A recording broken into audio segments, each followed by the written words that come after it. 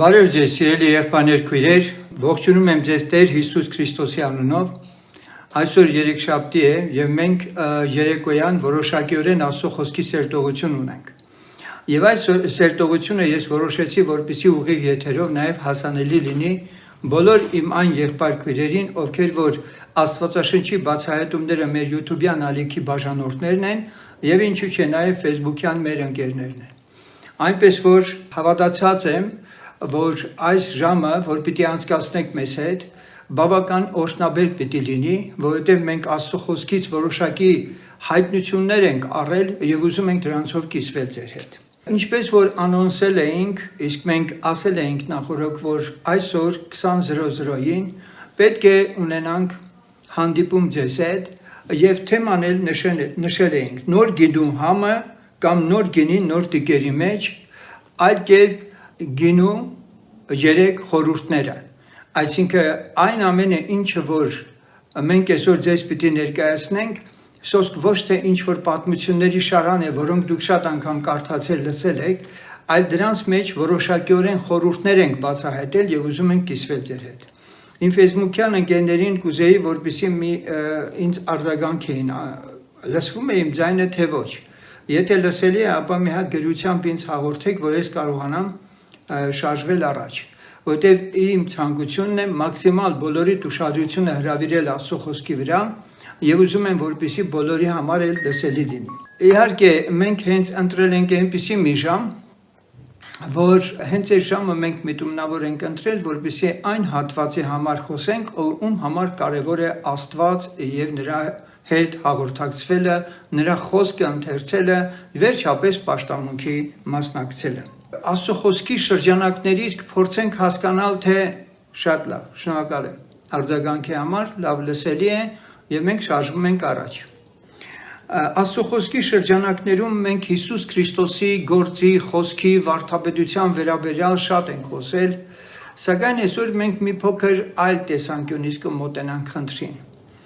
Մենք կարդում ենք Մատթեոս 9:17-ում այսպես է գրված. «Եվ նոր գինին էլ հին տիկերի մեջ չեն ածիլ, ապա թե ոչ տկերը կպատրվին եւ գինին կթափվի եւ տկերը կկորչին,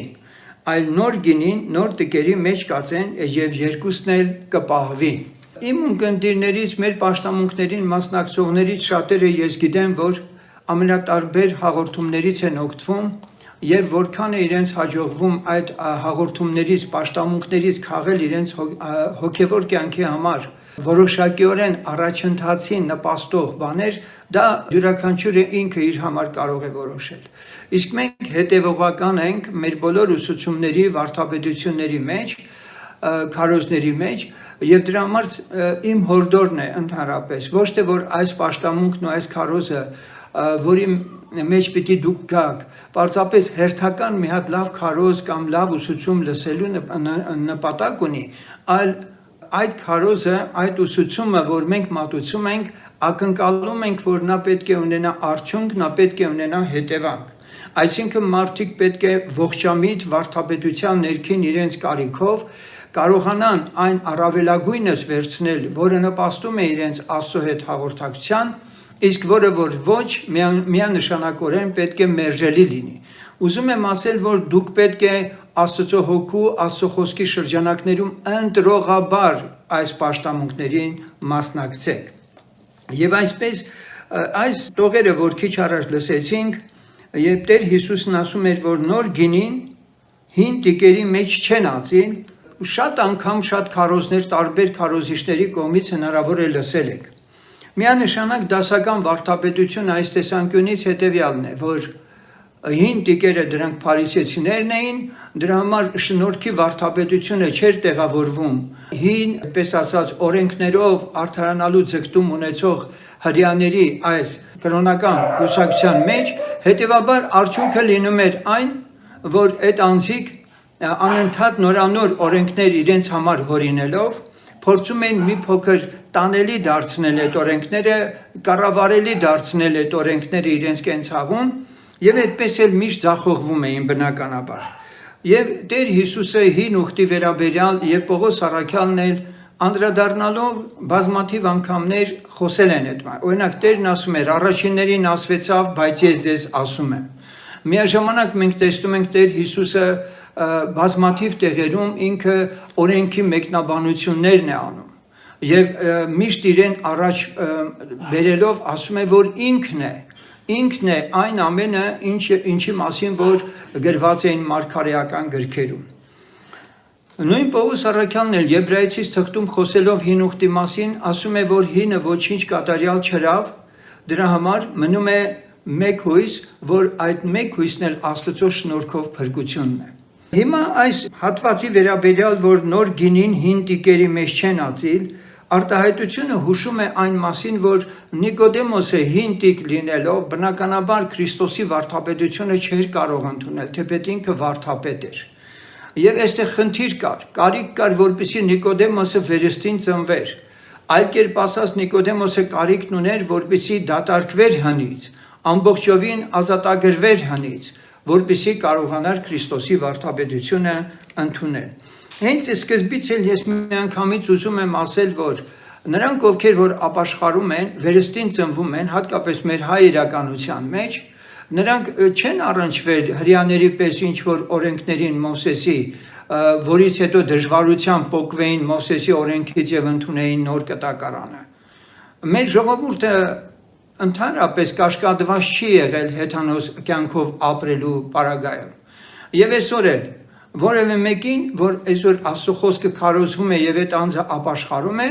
նա ինչ որ օրինապաշտության խնդիրներ չունի, որպեսզի դրանից ազատագրվի։ Այո, հնարավոր է մի ինչ որ հատված առաքելական եկեղեցու դավանանքը այնուամենայնիվ իր մեջ ամուր ունենալով դա թույլ չի տալիս իրեն Քրիստոսի շնորհքը առավելագույնս ճաշակելու։ Դա հասկանում ենք մենք։ Բայց վերադառնալով ընդհանրապես այս խնդրին, որ նոր գինին հին տիկերի մեջ չեն ածիլ,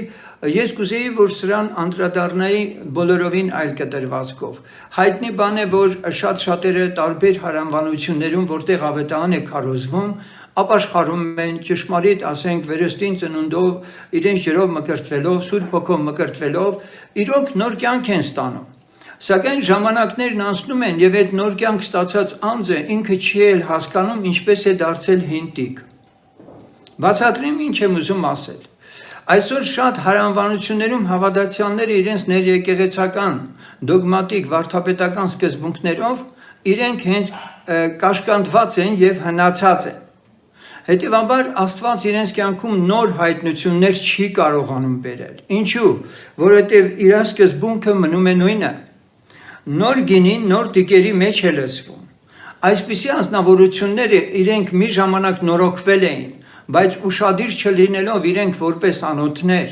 ուշադիր չլինելով, որ անընդհատ այդ նոր գինին, այսինքն Քրիստոսի շնորհքի վարդապետությունը առավելագույնս իրենց մեջ կրեին։ Իրենք անշանաբար իրենց ունեցածներն էլ նախքին կորցնում են եւ բավարարվում են կամ էլ վատթարագույն դեպքում այն ամենով, ինչով որ իրենք սովոր են եղել եւ մի տեսակ իրենց կյանքը կրոնի է վերածվել եւ այսպիսի անձնավորություններին կարելի է անվանել, որ նրանք հին տիկեր են դարձել։ Հին տիկեր, որոնք առհասարակ որևէ այդպես Աստծո նորագույն օծության եւ օրհնության կամ էլ ասենք հայտնությունների կարիք չեն զգում այլևս։ Սա շատ ողբալի ու ցավալի վիճակ է եւ այո կան այդպիսի շատ հավատացյալներ, որոնց հետ շփվելիս դու պարզ տեսնում ես, որ ընդամենը իրենք ինչպես եղել են 10 տարի առաջ, 20 տարի, 30, 40 տարի առաջ, այն էլ ասեմ, որ որոշները մի ծայրահեղության մեջ են, որ իբրև են առաջինն են պինդ բռնել եւ դրանից այնյան էլ ոչինչ չկա, դա պետք է ամուր բռնել եւ այլն, դա էլ իրանց ընտրությունն է, բայց սա բերել է մի վիճակի, որ իրենք հինտիկ են դարել։ Այսպիսով այս կատեգորիայի հավատացյալներին այս քարոզնը, ուսուցումը, վարդապետությունը ու հայտնությունները ոչինչ չեն կարող տալ։ Դրա համար իմ կոչն է, որպեսզի մի հատ ինքներդ անձնաքննությամբ ձեր ներսում ես այդ հարցը տալ։ Իսկ դուք պատրաստ եք իսկապես ինչպես գրված է նոր յուղով օծվելու, պատրաստ եք նոր երկ ունենալու եւ ընդհանրապես նորի մասին երբ որ խոսքը գնա քիչ հետո մենք կտեսնենք թե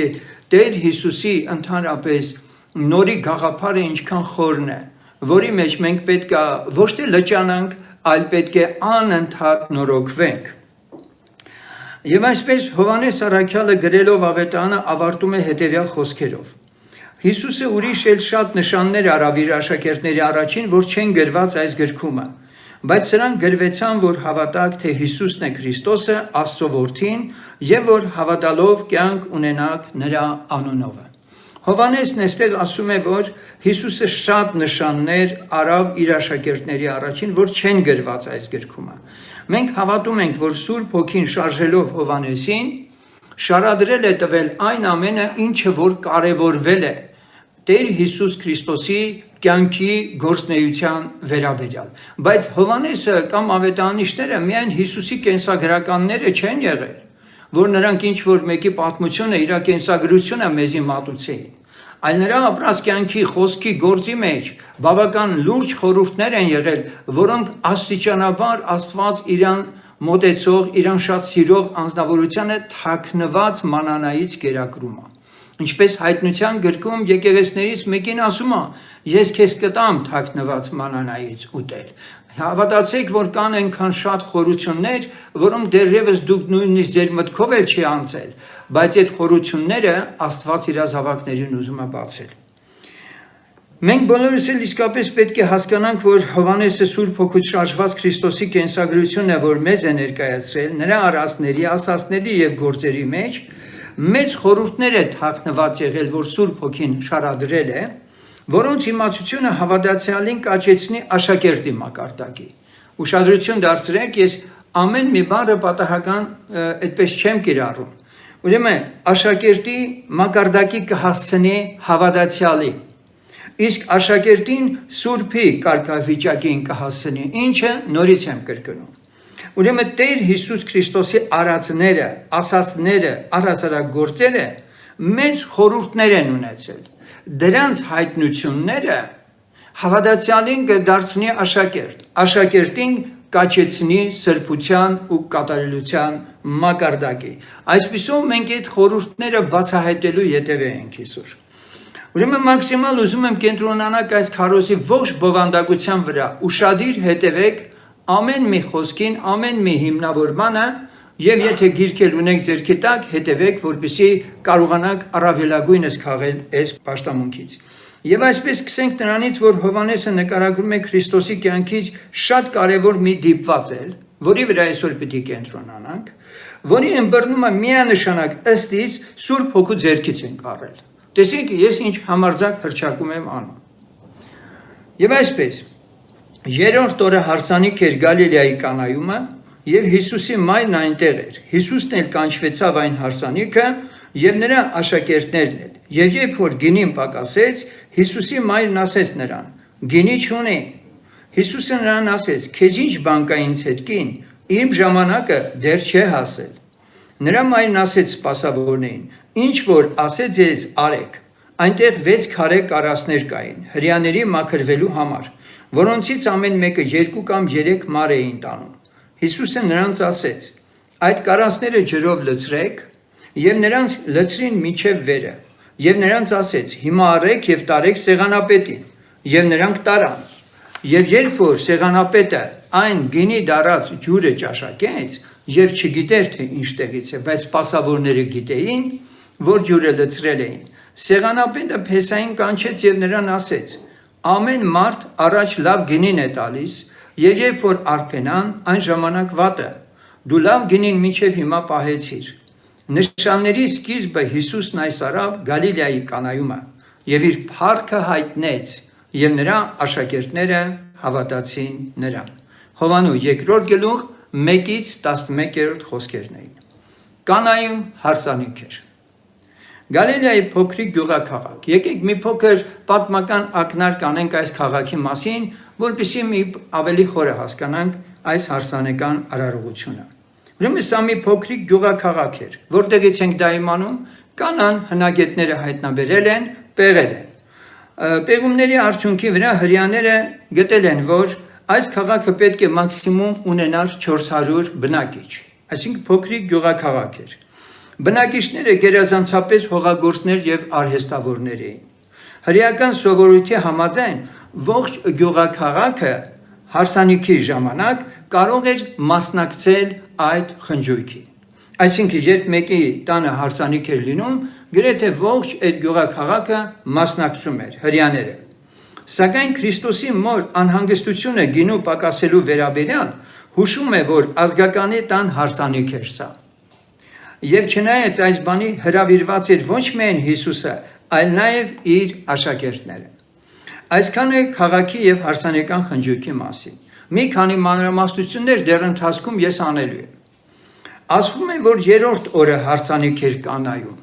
Սա չի նշանակում, որ նախորդ գլուխը հնարավոր է կապ ուներ ժամանակագրորեն, այլ ավելի շուտ հարսանիքի երրորդ օրն էր, քանի որ հրեական հարսանիքը 7 օր էր տևում։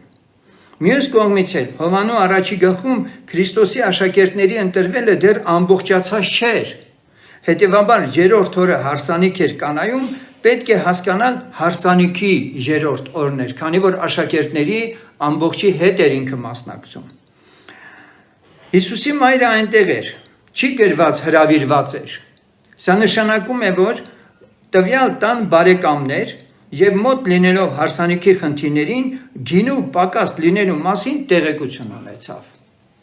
Իսկ այս մասին սպասավորները բնականաբար հարազատ մարդկանց միայն կարող էին ասել։ Այդպես էլ Մարիամն էր տեղեկացել։ Այսպիսով հարսանիքի կեսին գինին պակասեց։ Մնացած 4 օրերի համար այլևս գինի չկար։ Այս փաստը հուշում է, որ հարսանքատերերը առնվազն միջին խավի ներկայացուցիչներ էին։ Հարսանքատերերը շատ հարուստ չէին եւ միջին խավի հասարակության միջին խավի այդպես ներկայացուցիչներ էին։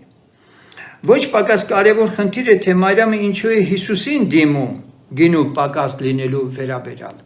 Երբևէ ձեր մոտ այդ հարցն առաջացել է, թե ինչու է Մարիամը մոտենալու Հիսուսին եւ այդ լուրը Հիսուսին անձամբ ասելու։ Ինչն է նպատակը։ Այս փաստը հուշում է, որ հարսանքատերերը իսկապես հաշվի չէին առել իրենց հյուրերի թվի քանակը, թե որքան պիտի գային եւ գինին պակասել էր։ Ինչ ակնկալիք ուներ Մարիամը, երբ որ ասում էր Հիսուսին, որ գինին պակասել է։ Միթե նա հրաշքի ակնկալիք ուներ։ Չեմ կարծում։ Երբեք Մարիամը իր մտքով անգամ չէր կարող անցկացնել, որ Հիսուսը անպայման պետք է ինչ-որ մի հատ հրաշք աներ։ Եվ ահա հենց այստեղ ես ուզում եմ նշել ձեզ անպայման, որ Մարիամը լինելով սովորական կին, իր որդու հետ հարաբերության մեջ մեզ բացահայտում է ընտանեկան մի փոքրիկ գաղտնիք։ Քանի որ մենք ասացինք, որ առաջին հրաշքը Տերը կանայում արեց, հետևաբար Մարիամը երբեք էլ չէր կարող ակնկալել, որպեսզի Հիսուսը հրաշք աներ։ Իբրև թե դրանից առաջ տեղյակ լինելով, որ Հիսուսը ինչ-որ հրաշք արել էր կամ կարող էր։ Նման բան գոյություն չունի իհարկե։ Մի փոքր կբացահայտեմ մոր եւ որդու միջև որոշակի խնդիրների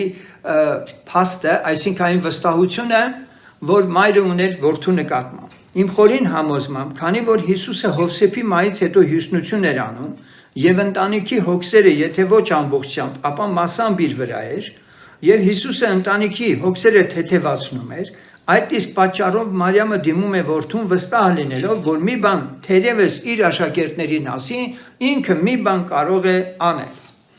Եվ այդպես ինչ որ միջել կգտնվի։ Ինչն է ինձ հիմք տալիս այսպես մտածելու։ Հենց այն, որ Մարիամը սպասավորներին ասում է, ինչ որ ձեզ ասի, արեք։ Այն, որ Մարիամը ասում է սպասավորներին, ինչ որ ձեզ ասի, արեք, սա մեկ անգամ եւս խոսում է այն մասին, որ Մարիամը այդ տանը նախ հարազատ մեկն էր, որ սպասավորներին կարող էր այդպիսի խոսք ասել, եւ երկրորդը, որը ոչ պակաս իսկապես կարևոր է, Մարիամը այս խնդրահարույց իրավիճակի մեջ հարազատ մեկի հետ է այս խնդիրը կիսում, այսինքն որդու հետ, որին մղում է անպայման իրավիճակը շտկելու։ Ոչ պակաս իսկապես կարևոր է մենք որ իմանանք, թե ինչու է Հիսուսը հրաժարվում, իբրև հրաժարվում։ Իհարկե այստեղ հրաժարում չկա, բայց ինքը այսպեսի մի հատ տարօրինակ արտահայտություն է անում։ Ինչ արտահայտություն։ Իմ ժամանակը դեռ չի հասել։ Օրինակ, ինչից է մայրը հասկանում, որ Հիսուսը չի ասում, թե ինչ չի էլ հրաժարվում գինու խնդիրը լուծել։ Պարզապես ասում է, ով կին, ինչ կա ինձ հետ քեզ, իմ ժամանակը դեռ չի հասել։ Դրանից հետո նոր Մարիամը սպասավորներին ասում է ինչ որ ձեզ ասի արեք։ Թերևս մի պարզ ճշմարտությամբ կինը մտածում է, որ դե ինչ կա որ Տեր Հիսուսը եթե ասում է, որ իմ ժամանակը դեռ չի հասել, նշանակում է ինքը չի հրաժարվում մի բան անել։ Ուրեմն ինչ որ ասի կանենք։ Այս վստահությունն ունի ինքը Մարիամը։ Եվ այստեղ նորից եմ ուզում շեշտել, որ միամտություն է կարծել, որ Հիսուսը ասում էր ես հրաշք կանեմ։ Այստեղ չի գրված, որ Հիսուսը նախորոք ասում է, որ ինքը իբրև հրաշք կանի։ Միայն թե իբրև ժամանակը դեռ չի հասել։ Տեր Հիսուսը իր հորից ստացած հրահանգների ժամանակացույցը երբեք էլ պարտավորված չի եղել մարդկանց ասելու այս կամ այն բանն անելու համար։ Դրա համար ասել, որ իմ ժամանակը դեռ չի հասել, հայրը կասի ես այդ հրաշքը կգործեմ եւ այլն, այս տրամաբանությունը իհարկե ճիշտ չէ։ Այլ հարց է, թե ինչ էր ուզում ասել Հիսուսը դրանով, թե իմ ժամանակը դեռ չի հասել։ Այս գաղափարը հասկանալու համար թերթենք Ավետարանը, որտեղ մի քանի անգամ կխոսի Հիսուսը իր ժամանակի մասին։ Եվ սա միակ դեպքը չէ, որ Հիսուսը կասի բաներ, որոնք խրթին կլինեն թե մարդկանց համար, թե անգամ աշակերտների համար։ Այստեղ ուզում եմ կանգ առնենք նորից այս խնդիրը մի փոքր ավելի պարզեցնել, թե ինչի մասին ենք խոսում։ Տեր Հիսուսն ասում է իմ ժամանակը դեռ չի հասել, ոմանք կարող են ենթադրել, թե Տերը ասում է, որ վերևից հրահանգ կստանամ, կանեմ հրաշք եւ այլն, իհարկե սա միամտություն է, այսպես մտածել է։ Մյուս դեպքում մենք պնդում ենք, որ ավետարաններում շատ խրթին խոսքեր, արտահայտություններ, նույնիսկ բաներ, որ Հիսուսն անում էր, մարդկանց եւ անգամ աշակերտների կողմից դժվար ընկալելի էր։ Սակայն քանի որ Սուրբ Հոգին ավետարանը շարադրել է տվել ինչպես ինքն է ցանկացել, հետևաբար Քրիստոսի հարությունից հետո անգամ համբարձվելուց եւ Սուրբ Հոգու հեղումից հետո կհասկանային աշակերտները իր խոսքերը, ասվածին եկեք տանք մի քանի հիմնավորում, որպեսզի իսկապես մենք հասկանանք, թե ինչի մասին է կոնկրետ խոսք գնում։ Օրինակ, եւ հрьяաների տաղավարարած տոնը մոտիկ էր եւ նրա եղբայրները ասեցին նրան. այստեղից դուրս եք եւ գնա Հրեաստան, որ քո աշակերտներն էլ տեսնեն քո գործերը, որ գործում ես, որովհետեւ ոչով չկա, որ թաքուն մի բան անե եւ ուզե ճանաչված լինել։ Եթե դու այդ բաները գործում ես, քո անձը հայտնիր աշխարհին, որովհետեւ իր եղբայրներն էլ չէին հավատում նրան։ Հիսուսն էլ ասեց նրանց. իմ ժամանակը դեռ հասած չէ, բայց ձեր ժամանակը միշտ պատրաստ է։ Արդյոք Տերը այստեղ նորից էր ուզում ասել դուք գնացեք, իմ ժամանակը մի փոքր հետո կլինի, երկնքից հրահանգ կստանամ, նոր իմ ժամանակը կլինի ու ես կգամ։ Չեմ կարծում նման բան։ Եվ այստեղ մենք կարդում ենք, բայց ինձ ատում է աշխարհը, Տեր Հիսուսն է շարունակում, որ ես նրա համար վկայում եմ, թե նրա գործերը չար են։ Դուք գնացեք այն տոնի, ես դեռ չեմ գնում այն տոնին, որովհետև իմ ժամանակը դեռ լրացած չէ։ Դարձյալ մենք այստեղ լսում ենք, որ Հիսուսը իմ ժամանակը դեռ լրացած չէ, համընկնում է իր եղբայրների իրեն ասված խոսքին։ Գնանք տոնին, Հիսուսն ասում է իմ ժամանակը դեռ չի հասել, բայց ինքը շատ խրթին է խոսում եւ մտածում են, որ քանի որ ասում է գնացեք դու դեռ ես չեմ գնում, դեռ չեմ գնում այն տոնին, որովհետև իմ ժամանակը դեռ լրացած չէ, դարձյալ կարծես թե հասկացվում է, որ մի փոքր հետո ժամանակը կլինի եւ կգամ։ Սա որ նրանց ասեց մնաց գալի, երբ որ նրա եղբայրները գնացին, այն ժամանակ ինքն էլ գնաց այն տոնին ոչ թե հայտնի, այլ իբր գաղտնաբար։ Հովանու 7:8։ Մենք այստեղ ինչ ենք տեսնում։ Հիսուսը կարծես երկիմաստ մի միտք արտահայտում է այստեղ։ Իմ ժամանակը դեռ չի հասել։ Մի կողմից Իրանից արդեն ետ ենք հաշվում հարց տվողները, սա շատ լավագույն պատասխանն է, որ չմանրանան հարցերի մեջ, եւ դա բավարարում է եղբայրներին, մյուս դեպքում ինքը մարգարեական խոսքեր է ասում, ինչպես այն դեպքում էլ մորն ասեց իմ ժամանակը դեռ չի հասել, ովքին ինչ ունես դու ինձ հետ, իմ ժամանակը դեռ չի հասել։ Եվ սրանք հենց մարգարեական խոսքեր են, խորհուրդներ ունեն իրենց մեջ, որոնք մենք այսօր պատրաստվում ենք ձեզ հետ բացահայտել։ Եվ ուզում էին բռնել նրան, բայց ոչով ձեր չձգեց նրա վրա, որովհետև նրա ժամը դեռ չէր հասել։ Հովանու 7:30։ Այստեղ մենք մի փոքրիկ բանալի ենք տեսնում։ Հասկանալի է լինում, որ նրա ժամը դեռ չէր հասել, արտահայտությունը հուշում է, որ Տեր Հիսուսը ուներ հստակ ժամանակ, եւ այդ ժամանակի մասին էր, որ խոսում էր, որ իր ժամը դեռ չի եկել։ Եվ բաղարջակերած առաջին օրը աշակերտները Հիսուսի մոտ եկան եւ ասեցին նրան. «Որտեղ ես կամենում, որ քեզ համար զատիկը պատրաստենք ուտելու»։ Նա էլ ասեց. «Գնացեք քաղաքն այսինչի մոտ եւ ասեցեք նրան. վարդապետն ասում է. իմ ժամանակը մոտ է»։ Ուշադրություն դարձրիք, իմ ժամանակը մոտ է։ Քեզ մոտ եմ անելու զատիկն իմ աշակերտների հետ։ Եվ աշակերտներն արին ինչպես Հիսուսը հրամայեց նրանց եւ զատիկը պատրաստեցին։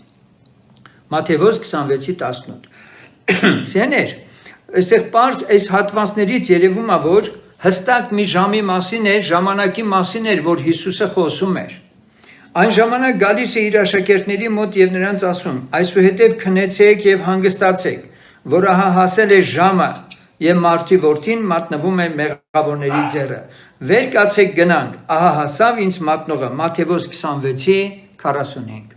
Այստեղ մենք տեսնում ենք Հիսուսը շատ հստակ ասում է, որ իր ժամը հասել է։ Հիսուսն էլ ասեց նրանց. մի քիչ ժամանակ դեռ լույսը ձեզ հետ է։ Գնացեք, քանի որ լույս ունիք, որ խավարը ձեզ չհասնե։ Եվ խավարումը գնացողը չգիտե թե ուր է գնում։ Քանի որ լույսն ունեք, հավատացեք լույսին, որ լույսի որդիք լինիք։ Հիսուսը այս բանը խոսեց եւ գնաց թաքվեցավ նրանցից։ Հովանու 12:35։ Եվ վերջապես էլի մի երկու համար էլ լսենք, զատկի տոնից առաջ Հիսուսը գիտած, որ իր ժամը հասել է,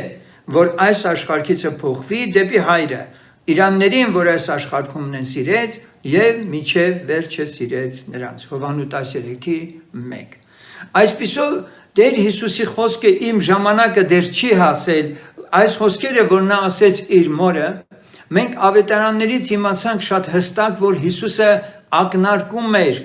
կանխատեսում էր, մարգարեանում էր հստակ մի ժամի ու ժամանակի մասին, որում պետք է կատարվեր մի բան, որ իր արած բոլոր հրաշքների,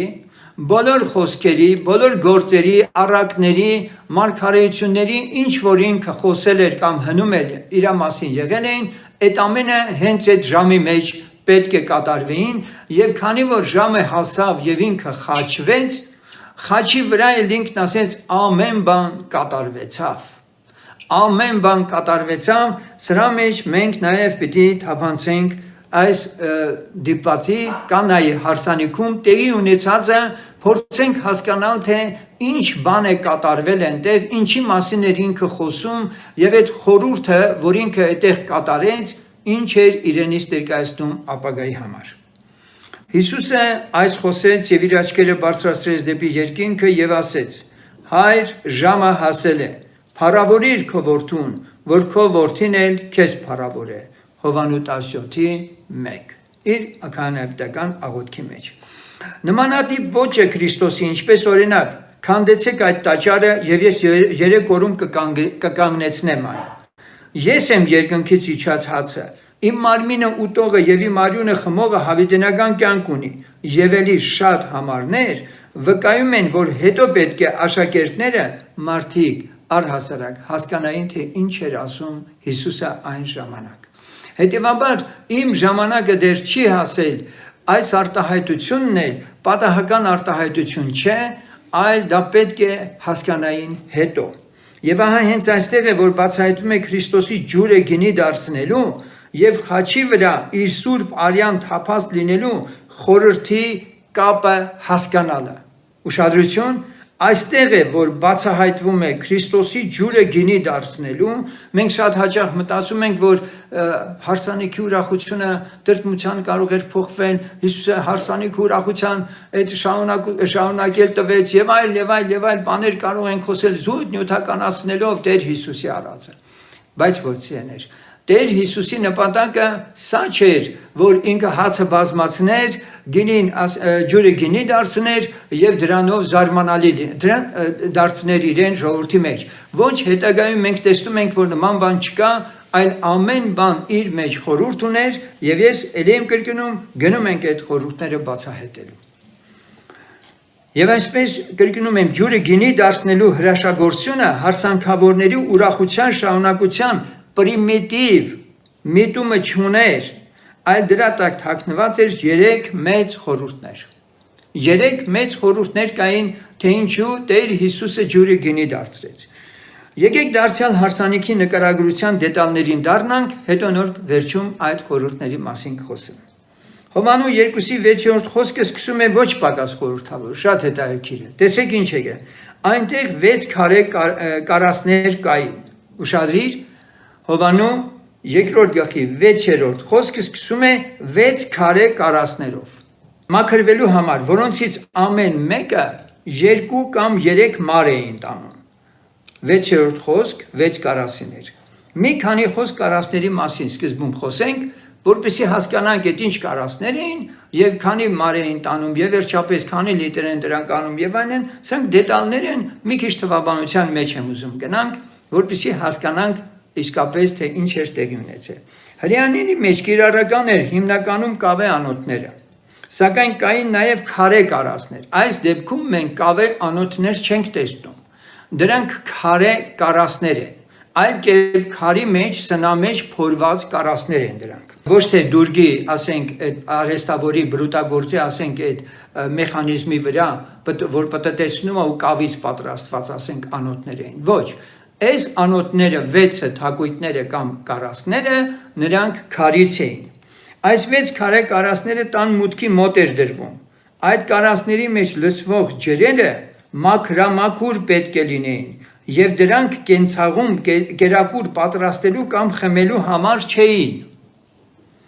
հապա իրենց մարմինները լվանալու։ Այսպիսով այդ կարասների մեջ ջրի պարունակությունը մաքուր պիտի լիներ, մաքրամաքուր, ասեմ ավելին, ինչ որ իմաստով ավելի մաքուր, քան խմելու ջուրը իրենց, թե ինչու ես քիչ հետո կասեմ, թե ինչու էին հрьяաները այդքան բծախնդրորեն այդ լվացվելու համար նախատեսված ջուրը շատ մաքուր ջուր, այդպես ասած լցնում այդ քարե կարասների մեջ։ Եվ այստեղից իրենք չէին օգտագործում կենցաղի համար, այլ միայն լվացվելու համար։ Պետք է ասել, որ խմելու ջուրը պահվում էր կավե անոթներում, որը հնարավոր է անգամ, ինչպես ասացինք, զիջեր իր մաքրության որակով քարե կարասների մեջ եղած ջրի որակին։ Բանն այն է, որ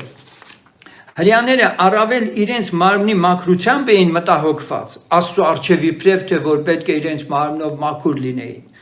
Ցանկալի եւ ընդունելի էին համարում Աստծո առջև իրենց, քան կերակուրները։ Մի նկատառում եւս, նրանք կավե անոթի մեջ, եթե որևէ անմաքրություն տեսնեին, անպայման այդ անոթը պետք է կոտրվեր, կամ եթե պետք էր լվանալ, լվանում էին, իսկ որ կավե անոթի ներսը շատ դժվար էր մաքրել, դա էլ փաստ էր։ Այստեղ ես ուզում եմ մի եղելության մասին խոսել հрьяաների առհասարակ այդպես մաքրության վերաբերյալ այդ մանիայով, այսպես ասեմ, բռնված լինելու գաղափարը շատ հետաքրքիր մի օրինակով բացահայտեմ։ Մի հрья բանտում ալինում եւ այդ հрьяան բանտում անցակացնում բավական օրեր առանց ջուր ու խմելու առանց հացի։ Բանտապետը վերջապես ասում է լավ, այդ մարդուն կերակրենք, էլի այսպես չի կարելի վերջը։ Բերում են մի փոքրիկ, ասենք, մի բաժակ ջուր, մեկ էլ մի հատ հաց, բանտի մեջ դնում են եւ գնում են։ Հիմա հрьяան նայում է այդ բաժակին եւ նայում է այդ հացին։ Եթե ինքը ձերքը մեկնի հացին եւ ուտի, անլվա ձերքերով է ուտելու։ Բայց հիմա եթե ինքը այդ ջրով ձերքերը լվանա, իսկ նա պիտի լավ լվանա իր ձերքերը։ Հետ ինքը փաստորեն հացը կարող է ուտել, բայց այդ դեպքում արդեն ծարավից կմեռնի։ Եվ այդպես տարակուսանքի մեջ հрьяան չգիտի ինչ անի։ Եթե այդ բաժակի պարունակությունը ջուրը ինքը օգտագործի խմելու համար, ուրեմն ինքը հացից կզրկվի։ Եվ այդպես չկողմնորոշվելով հрьяան մահանում է բանտում։ Տեսեք այդ օրինապաշտությունը իրան ինչ աստիճանի է հասցրել։ Եվ այսպիսի մոլերանտ մաքրասիրությունը իբրև թե իրենց կարծիքով Աստծուն պետք է հաճեցներ։ Այլ էր խնդիրը կարասների առումով։ Քարե կարասները, որոնք պատրաստված էին մարմարյա հատկություն ունեցող հեշտ մշակվող կաթնագույն ապարից, հեշտ էլ մաքրվում էր այդ քարե կարասները։ Քանի որ կարասը մի ամբողջական քարե սնամեջ գլան էր, իրենից ներկայացնում երկու կողմից բռնակով, հաճախ պատերը շատ լավ մշակված եւ ողորկ էին, ներսի պատերի մասին է խոսքը։ Այժմ եկեք դրանց տարողունակությանը անդրադառնանք, տեսնենք իսկապես քանի լիտր էին դրանք տանում։ 6 կարասներ, յուրաքանչյուրը 2 կամ 3 մար։ Մարը հավասար է 22 լիտրի, հետևաբար առնվազն յուրաքանչյուր կարաս 3 անգամ 22 լիտր անում է 66 լիտր։ Սա մեկ կարասի ջրի բարունակությունն էր, և քանի որ 6 կարաս են եղել, հետևաբար 66 պետք է բազմապատկենք 6-ի և կստանանք 396։ Այլ կերպ 6 կարասները մոտավորապես 400 լիտր ջուր էին պարունակում, 6 կարասները, սակայն մեկը կհարցնի, իսկ միթե դա շատ չէ 200 կամ 250 հարսանքավորների համար, կանայում չափահաս հասարակության թիվը մոտավոր այսպես ենք վերցնում։ Ուրեմն 200-ից 250 հարսանքավորների համար միթե 400 լիտրը շատ չէ, կարող եք ասել։ Իհարկե ոչ, շատ չի, քանի որ արդեն ասել ենք, որ հարսանիքը 7 օր էր քաշում։ Հետևաբար 400 լիտր գինին մնացած 4 օրվա համար ոչ միայն հերիք էր, այլ մի բան էլ ավել էր, չէ որ օրական 100 լիտր գինի 250 հոգի չէին կարող խմել։ Այստեղից մենք անգամ կարող ենք մոտավորապես ասել, թե նախկինում օրական որքան են խմել, մոտավորապես 50-ից 60 լիտր, ամեն օր, 3 օրվա մեջ, մոտավորապես 50-ից 60 լիտր, լավ, այս հաշվարկն էլ արեցինք։ Այժմ եկեք դիտարկենք հրեական հարսանիքի խնջույքի կարգը, ոչ պակաս կարևոր է հասկանալ այս խնջույքի կարգը, որի մեջ էլի մենք խորհուրդներ կտեսնենք, հետո մենք ամփոփելու ընթացքում ավելի խորը կհասկանանք, թե սրանց տակ ինչ էր թաքնված։ Հիսուսի մայրը սպասավորներին, իսկ հունարեն սպասավոր այստեղ էլ դիակոններին ասում է, այդ դիակոններին ասում է, ինչ որ Հիսուսը ասի, նրանք անեն։ Սպասավորները առանց սեղանապետի ոչինչ չէին կարող անել։ Տանտերը հարսանիքը հանձնարարել էր սեղանապետին, ով ոչ միայն սննդի խմիչքի համար էր պատասխանատու, այլ միաժամանակ այսպես կոչված թամադա էր և կենացներն էլ ինքն էր առաջարկում։ Հիմա տեսեք, կան սպասավորներ, մատուցողներ, ես չգիտեմ, այդտեղ ամբողջ շրջում են ժողովրդի խմիչքը, բանը եւ այլն, ասենք ամեն ինչը որտեղ է լինի, բայց կա նաեւ սեղանապետ, որը պատասխանատու է ամբողջ հարսանիքի սննդի եւ նաեւ ինչպես ասացինք, կենացների եւ ոչ միայն այսքան մի պարտականություն էլ ունի, քիչ հետո կլսենք։ Այս հարսանիքի վերակացուն հունարեն կոչվում էր արխիտրիկլիում, որ նաեւ ինքը պատասխանատու էր գինու չափի համար։ Ասեմ, թե սա ինչ է նշանակում։ Սա նշանակում էր, որ նախ առաջինը ինքն էր համտեսում գինին։ Առաջինը ինքը պետք է համտեսեր եւ երկրորդը պիտի հսկեր, որ հարսանիքում գինովցած անձիկ հանկարծ կռիվներ չսարքեին եւ ինքը կարգ ու կանոն ապահովեր։ Իսկ դրա համար ինչ էր որոշվել։ Պետք է ասել, որ հրեաները եւ ընդհանրապես առաջի դարում հռոմեական մշակույթի մեջ, որը տարածված էր նաեւ հրեաների մեջ եւ ինչ որ իմաստով պարտադիր էր դարձել, անարատ գինու խմելը բարբարոսություն էր համարվում։ Այսինքն մաքուր քաշած գինու խաղողի ворթի այդ հյութը, որ հետո գինի էր դառնում, այդ վիճակում խմելը համարվում էր բարբարոսների գործ։ Նրանք թունդ գինու հետ մի փոքր էլ ջուր էին խառնում։ Նպատակը որն էր, որպեսզի հարսանիքում գինովցողներ չլինեին, որպեսզի որքան հնարավոր է հանդարտություն եւ խաղաղություն ապահովեր հարսանիքին։ Սակայն երբ որ հանկարծ հայտնում էր մեկը գինովցած, անպայման սեղանապետը նրան իզոլացնում էր կամ կարգ էր հրավիրում։ Վերջապես մենք սա էլ հասկացանք, թե այդ հրեական հարսանիքում ինչպիսի կարգ էր տիրում։ Մոտենում ենք մենք Հիսուս Քրիստոսի կատարած առաջին հրաշքի 3 խորհուրդներին։ Չի եղել մի դեպք, երբ Հիսուս Քրիստոսը միտեղ լինի եւ հասարակության մեջ խնդիր լինի եւ այդ խնդիրը ինքը լուծած չլինի։ Սա էլ միանշանակորեն փաստ է։ Եվ մենք նրան տեսնում ենք իսկապես փոթորկվող ծովը խաղաղեցնելով, բժշկություններ անելով, հացը բազմացնելով, այսինքն կար խնդիր եւ կար խնդիրը լուծողը։ Կարելի է հին գինին օրենքի տակ լինող մարդկության համար համարենք, այո, ինչպես մենք մեր խոսքի սկզբում ասացինք։ Այդ գինին ջրի հետ պետք էր խառնել։ Ասել է, թե մարդկային սկզբունքները մեջտեղ էին եկել եւ ավելացվել էին։ Սակայն Տեր Հիսուսի հրաշքով պատրաստածը շնորհքն է, որի վրա չի աշխատել մարդը։ Ջուրը գինի դառնում կարասների մեջ, եւ հենց այստեղ է ամենակարևոր հայտնությունը։ Այդ ջուրը գինի չի դառնում կավե անոթների մեջ։ Այդ ջուրը նույնիսկ եթե ինչ որ մեկերը իմանային, որ այդ հակույտների միջից է դուրս եկել, գուցե հрьяաները նույնիսկ տրտնջային դրա համար։ Այն ջուրը, որը գինի դարձավ, դա դարձավ այնտեղ, որտեղ չէր նախատեսված առհասարակ խմելու համար։ Այնտեղի ջուրը ֆունդամենտալ առումով կրոնական մոլեռանդությամբ հрьяաները միայն կարող են իրենց մարմինները լվանալու համար օգտագործել, բայց այդ ջուրը այնտեղ դարձավ գինի։ Եվ այս դեպքում արդեն ոչ թե այդ ջուրը որպես գինի փոխեց կարասների պարունակության ֆունկցիայի նշանակությունը, այլ ճիշտ հակառակը, մի բան էլ դեռ ավել, երկու այլ խորհուրդներ էլ բացահայտվում է այստեղ։ Այսպիսով ջուրը գինի է դառնում կարասների մեջ, որտեղ խմելու համար չէր,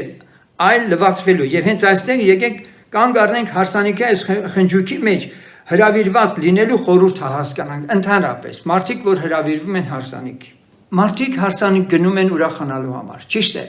Ուրախանալու համար իրենք գինի են օգտագործում, զվարճանալու համար։ Այդ գինին հարսանիքում զվարճացնում է իրենց։ Եվ Սուրբ Գիրքը մեզ ասում է միանշանակորեն. մի գինովցեք գինիով, հապա լեցվեցեք Սուրբ Հոգով։ Այսպիսով ընթերցենք. եւ մի արփենակ գինով, որ նրանում անարակություն կա,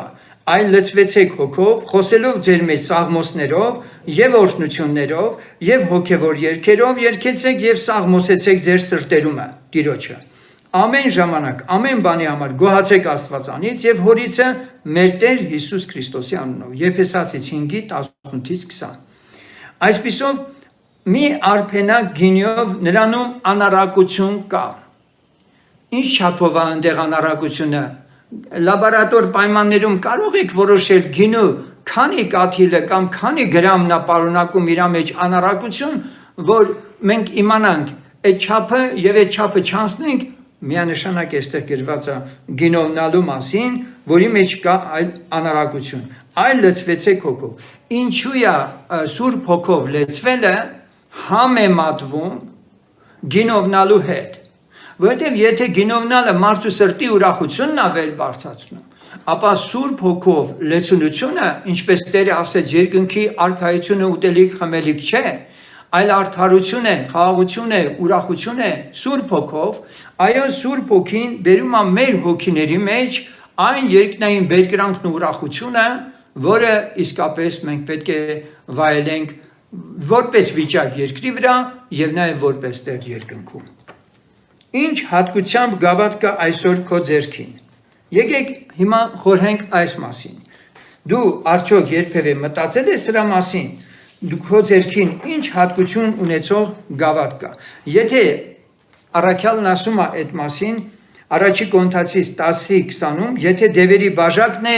վայ մեզ։ Չենք կարող երկու գավաթից էլ օգտվել։ Սակայն մեր Տերը ուզում է փրկության գավաթը մեր ձեռքը տալ, ուրախության այդ գավաթը մեր ձեռքը տալ, եւ որ մենք ցնծանք եւ ուրախ լինենք իր շնորհքով եւ իր Սուրբ Հոգով լեցվենք։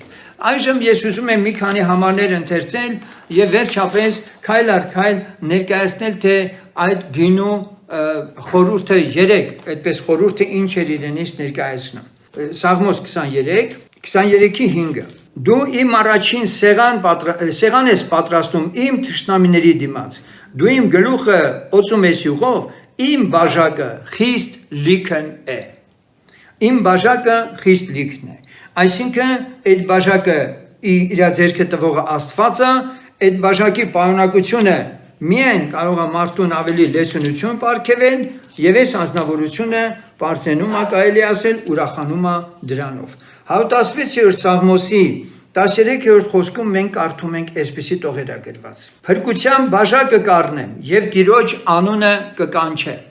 Փրկության բաժակը կառնեմ եւ Տիրոջ անունը կկանչեմ։ Եթե մենք Տիրոջն ենք պաշտում, միանշանակորեն մեր ձեռքին պետք է լինի Տիրոջ գավաթը։ Կանցնենք ներկայացնելու թե որ դեպքում ասենք գինին որպես Քրիստոսի արյան խորհուրդ, որպես ասենք Սուրբ Հոգով լեցվելու խորհուրդ, ինչպես է Սուրբ գրքում արտահայտված։ Եվ վերջապես Հռոմեացիս 14:17-ն լսենք, 14:17-ը, որովհետև Աստծո արքայությունը ուտելիք եւ խմելիք չէ, այլ արդարություն եւ խաղաղություն եւ ուրախություն Սուրբ Հոգով։ Ուրեմն ջուրը, որ լցվեց կարասների մեջ, թեպետ այդ կարասները, ինչպես ասացինք, լվացվելու համար էին, սակայն մեր Տերը երկու նշանակությամբ էլ այն կիրառեց։ Առաջինը, գինին իր թափած արյան խորհուրդն էր։ Իր թափած արյան խորհուրդը։ Համաձայն Հովհաննես 6-րդ գլխի Տեր Հիսուսը ասեց, որ իր մարմինը ուտողը իր արյունը խմողը կյանք ունի հավիտենական եւ ասեց, որ իր մարմինը ճշմարիտ ուտելիք է, ճշմարիտ հացն է, երկնքից իջած հացներ ինքը, Աստված մարմնով եկավ եւ իր արյունը ճշմարիտ ըմպելիք։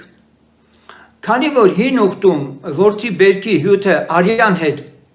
այդպես խորհրդավոր կերպով կապ ուներ, այստեղ մենք տեսնում ենք, որ Հիսուսի ջուրը գինի դարձնելը ուներ իսկապես այս խորհուրդը, որ խաչի վրա Հիսուս Քրիստոսի արյունը պիտի հեղվեր եւ այդ արյունը հետագայում որպես այդպես հաղորդության խորհուրդ իրեն հավատացողները պետք է ընդունեին այդ պարունակությունը գինու բաժակի մեջ, այդպես գինու պարունակությունը որպես Հիսուսի արյան խորհուրդ, իրենք պետք է ընդունեին իրենց մեջ եւ դա պետք է լիներ իրենց նաեւ լվացված լինելու խորհուրդը։ Հիմա ուշադրին լսեք։ Անանիան Սողոսին որ հանդիպեց, երբ որ Դամասկոսի ճանապարհին Սողոսը Տիրոջը հանդիպել էր, իրան բերեցին Դամասկոս, Անանիան այս աշակերտը հանդիպեց Հիսուսին եւ տեսեք Գործք առաքելոց 22:16-ում, որ հերթական անգամ վկայություն ա լինում, թե ինչպես է Հիսուսը հանդիպել Պողոսին, գրված է. Եվ հիմա ինչու ես ուշանում, վեր կաց մկրտվիր եւ քո մեղքերը լվա, Տիրոջ անունը կանչելով։ Եթե դուք գնաք հետ Գործք առաքելոցի սկզբում նկարագրված է, որ Անանիան ասում է մեղքերը խոստովանելու մասին։ Հետևաբար ինչու ես ուշանում, վեր կաց մկրտվիր եւ քո մեղքերը լվա,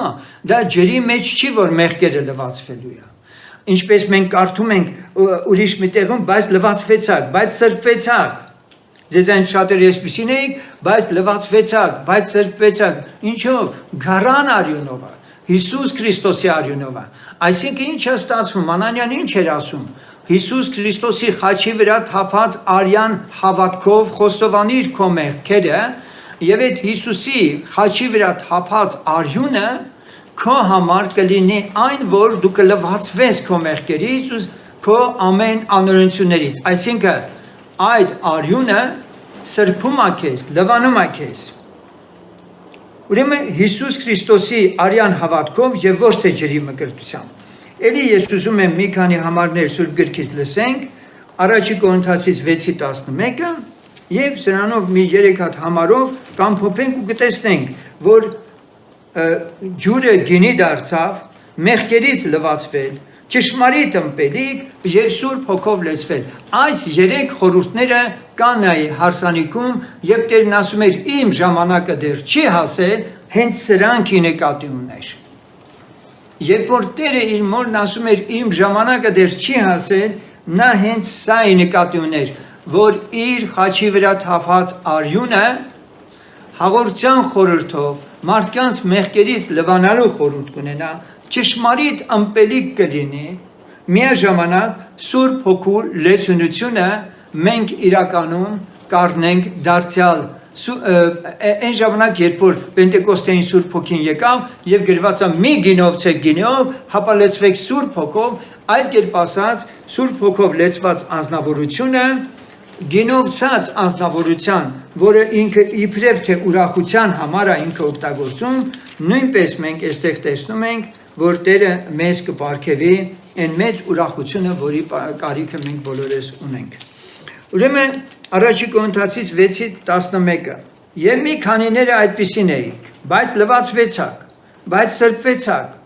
բայց արդարացաք Տեր Հիսուսի անունով եւ մեր Աստծո Հոգով։ Տեսեք, բայց լվացվեցաք։ Ինչով լվացվեցան? Հիսուսի արյունով։ Բայց սրբվեցաք, բայց արդարացարք։ Մենք երբ ենք արդարացել, Հիսուս Քրիստոսյանով, այսինքն նրա հարությունով եւ մեր Աստծո հոգով։ Այս ամբողջը Կանայի հարսանիքում այդ խորհուրդը իսկապես տեղի ունեցել։ Եսայի մարգարեության առաջի գլխի մեջ մենք կարդում ենք այսպիսի տողեր կան։ Ուրեմն Եսայի մարգարեություն 1:16 Լվացվեցեք, մաքրվեցեք, հեռացրեք ձեր գործերի չարությունը։ Իմ աչքերի առաջից դադարեցեք չարություն գործելուց։ Ուշադրություն։ Լվացվեցեք, մաքրվեցեք, հեռացրեք ձեր գործերի չարությունը իմ աչքերի առաջից։ Դարձյալ մենք այստեղ միանշանակորեն մարգարեաբար մեր սիրելի Փրկչի խաչի վրա, Գողգոթայի խաչի վրա թափած արյունը որպես միակ աղբյուր, որտեղ մեղավորը կարող է գնալ եւ այդ արյունով լվացվել եւ սրբվել, այդպիսի հրահանգա։ Ուրեմն ինչ, գնում ենք խոստովանություն անում, կանչում ենք Տիրոջը, Հիսուսի արյունը ընդունում ենք մեր վրա, լվացված, սրբված ենք հայտարարվում, երբ որ իրապես հավատում ենք, որ մեր համար խաչի վրա դա թափվել։ Ինչպես Եբրայեցիս թղթում մենք հիմա կարդում ենք համեմատություն անում Պողոս առաքյալը։ Ասում է. Միայն կերակուրներով, խմելիքներով, կերպ լվացմունքներով եւ մամնի արդարությունով հрьяաներ են հին ժամանակներում որ անում են, մինչև ուղղության ժամանակը թողված։ Բայց Քրիստոս, որ եկավ հանդերձյալ բարիքների քահանայապետը, ավելի մեծ եւ կատարյալ անձեռագործ խորանին, այսինքն այն, որ այս արարածներից չէ, եւ ոչ թե նոխազների, զվարակների արյունով, այլ բուն իր արյունովը մեկ անգամ մտավ այն սրբատեղին եւ հավիտենական փրկություն գտավ։ Որովհետեւ եթե ցուլերի նոխազների արյունը երիժների մոխիրը սրսկելով սրբում էր պծվածների մարմնավոր սրբություն ստանալու համար, ել որքան ավելի Քրիստոսի արյունը, որ հավիտենական հոգով իրան զանարած պատարակ մատուցրեց Աստծուն, ձեր խշմտանքը կսրբե այն մեռած գործերից, որ կենթանի Աստծուն պաշտեք։ Այսպիսով մենք տեսնում ենք, որ Հիսուսի արյունն է, որ մարդու խշմտանքի մեջ իր աշխատանքը տանում է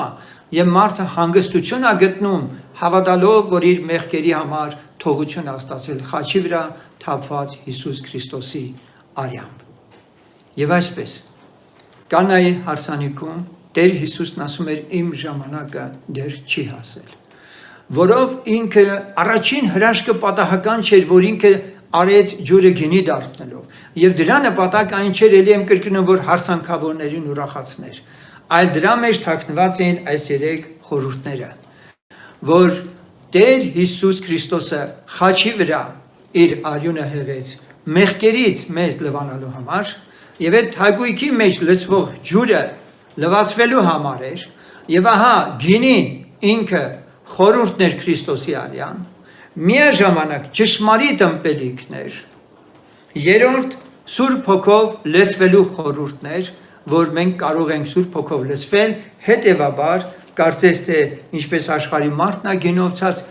ունային մարմնավոր ուրախություն վայելում, մենք երկնային ենք վայելում։ Տերը օրհնի բոլորիդ սիրելի եղբայրներ, քույրեր։ Ես ընդամենը մի փոքրիկ խորհուրդ կարծես բացահայտեցի իմ համար եւ ձեր համար։ Եվ այսօր մեր համար խիստ կարևոր է, որպեսզի գնանք ավետարանի ճշմարտությունների մեջ եւ Տեր Հիսուսի ասածների ու արածների մեջ մենք տեսնենք այն թանկարժեք խորհուրդները, որ հավատացյալին աշակերտ է դարձնում, աշակերտին աճեցնում է դարձնում կատարյալ, իսկ կատարյալին դարձնում է Սուրբ Տերը։ Տերը թող օրհնի, հավատարիմ եղեք իր խոսքին եւ Տերը իր խոսքի գաղտնիքների խորության մեջ կտանի ձեզ։ Աստված ձեզ հետ, Տերը պահի ձեզ։